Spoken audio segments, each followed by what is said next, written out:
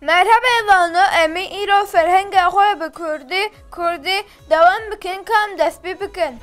Dert kovane, poşman jûvane, rehman dilovane, alîgir piştevane, seytvan nêçîrwane.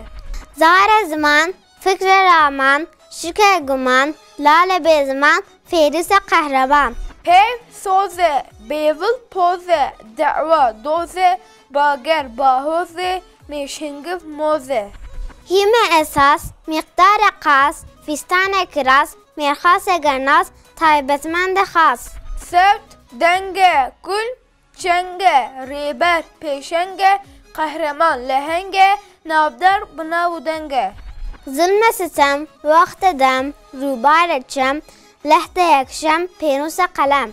Veç, rûye, pırç, muye, gış, hemuye, gerden, stûye, sotemenî arduye. Pêşe ber, sixêfe xeber, neqebe navber, pêşenge rêber, zindiye rûhber. Hış, bîre, zîrek, jîre, helbest, şi're, veş, xinzîre, bandor, tesîre. Erêvano pêvîna an halı bir xilas bûn, heta vîdeo kidin emanet Xuda bin.